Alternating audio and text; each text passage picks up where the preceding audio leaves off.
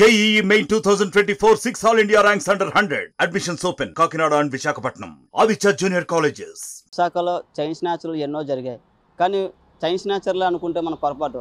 ఇప్పుడు పెట్రోల్ కూడా దొంగతనం జరుగుతుంది. అది ఎక్కడ అనుకుంటున్నారో విశాఖ ప్రశాంతమైన కేర్ ఆఫ్గా ఉండే సీతమ్మదారులు అయితే పూర్తిగా నిన్నటి నుంచి పెట్రోల్ దొంగతనం అయితే జరుగుతుంది. బండి బయట పార్క్ చేస్తే చాలు పెట్రోల్ తీసేస్తున్నారంటే ఇక్కడ బాధితులు కూడా చెప్తున్న పరిస్థితి ఉంది. ఎందుకంటే పెట్రోల్ దొంగతనం ఎక్కువగా మనం కంచరపాలెం, తాడిచెట్లపాలెం, అక్కిపాలెం చోట్ల ఏరియాలో ఎక్కువగా జరుగుతుంది. కానీ సైలెంట్గా ఉన్న ప్రాంతం అయిన సీతందారులో ఈ ఘటన జరగడం దారుణం అని చెప్పొచ్చు. ఎందుకంటే పోలీసు స్టేషన్ కూడా కొన్ని అడుగుల దూరంలో కూడా ఉంది.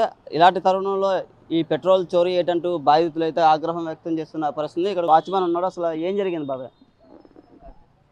ఏం జరగడానికి ఏదమ్మా ఇక్కడ బండి 2 కార్లు పోయాను ఉంది బండి. ఇటు వారిలో ఇప్పుడు అలా జరగలేదండి, నైటే జరిగింది. అలాగా పెట్రోల్ తీసేశారండి బండిలో. చెప్పండి, ఈ పెట్రోల్ దొంగతనం ఎప్పుడు జరిగింది, అసలు ఏమైంది? నిన్న ఈవినింగ్ నేను పెట్రోల్ కొట్టించాను నా బండికి. ఇప్పుడు నైట్ పార్క్ చేశాను. పార్క్ చేసిన తర్వాత ఎర్లీ మార్నింగ్ మా పిల్లలు స్కూల్కి తీసుకెళ్తానంటప్పటికల్లా నా బండి తాలూకు పైప్ తప్పించి వేరే పైప్ పెట్టి పెట్రోల్ ట్యాంక్కి ఎంటీ చేస్తారు. ఇది సీతమ్మధార లాంటి నగరం అనేది ప్రశాంతమైన నగరం. అలాంటి ఈ ఏరియా చాలా సైలెంట్గా పీస్ఫుల్గా ఉన్న ప్రాంతం. ఇలాంటి ప్రాంతాల్లో కూడా దొంగతనం జరుగుతాయా? అంటే ఇంతవరకు ఎప్పుడు జరగలేదు. బట్ నిన్న జరగడం, నిన్న నైట్ జరగడమే. ఇంతవరకు ఎప్పుడు జరగలేదు. బళ్ళు అన్నీ బయటే ఉంటాయి. కానీ నిన్న నైట్ జరగడం వల్ల పక్క ఇదే పైపు నా ట్యాంక్ పైప్ తీసి కార్బెటర్ పెట్టి ఈ పైప్ పెట్టి నా ట్యాంక్ మొత్తం ఎంటీ చేశాడు. నిన్న 500 కొట్టించి అనమాట. మార్నింగ్ పిల్లలు స్కూల్ తీయబడతాను చూసేవాడికల్లా ఈ పైప్ ఉంది, నా పైప్ తప్పించి. విశాఖపట్నంలో ప్రశాంతమైనటువంటి వాతావరణం లాంటి సీతమ్మధార బాగా డబ్బుగా ఉన్నటువంటి ప్రాంతాల్లో కూడా తల్లిదండ్రులు ఖరీదైన బళ్ళు వాహనాలు పిల్లలకి ఇస్తున్నారు. దాని తర్వాత వాళ్ళు పెట్రోల్ డబ్బులు లేక చేస్తున్నటువంటి చిలిపి పనుల వల్ల చాలామందికి భయాందోళనకు గురి చేస్తున్నాయి.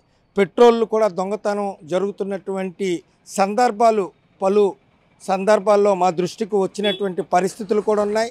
తల్లిదండ్రులు తక్షణమే పిల్లలకి ఈ 2 వీలర్స్ కొనిచ్చేటప్పుడు వారు దాని మీద పెట్రోల్ వేసుకోగలరా లేదా, వాటిని మెయింటైన్ చేయగలరా లేదా, తల్లిదండ్రులు ఆ బాధ్యత వహించగలరా లేదా అన్న విషయం మీద కూడా ఒకసారి పునరాలోచించుకోవాలి. అంతేకాకుండా చాలా శరవేగంగా వెళ్తున్నటువంటి ఈ యొక్క యువతకి దయచేసి అవగాహన తల్లిదండ్రులే చెప్పాలి.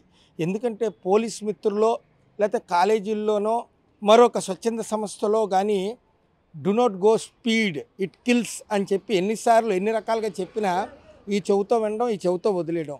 అతి వేగంగా వెళ్తున్నారు, డ్రింక్ చేసి వెహికల్స్ డ్రైవ్ చేస్తున్నారు. దయచేసి తల్లిదండ్రులు తెల్లవారు లెగ్గగానే పిల్లలు బయటికి రాగానే బళ్ళు మీద వాళ్ళ ఇంట్లోంచి ప్రయాణం ప్రారంభించే ముందే తల్లిదండ్రులు తగు జాగ్రత్తలు పిల్లలకి చెప్పాలి.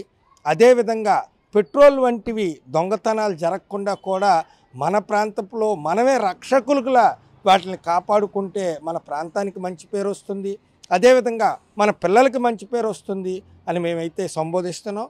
దయచేసి తల్లిదండ్రులందరూ కూడా అన్నిదా భావించకుండా పిల్లల్ని క్రమశిక్షణలో పెంచుకోవాల్సినటువంటి బాధ్యత ఉంది. పోలీస్ మిత్రులు కూడా గస్తీ పెంచాలి.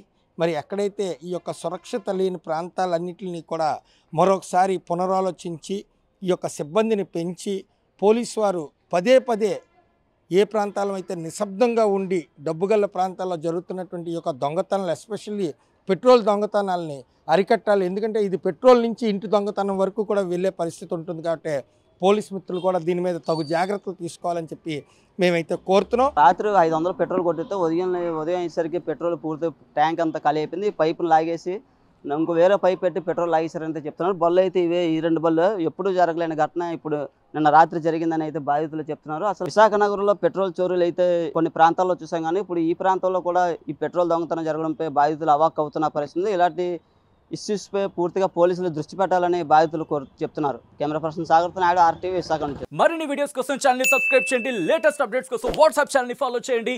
అండ్ లింక్ డిస్క్రిప్షన్ లో ఉంది.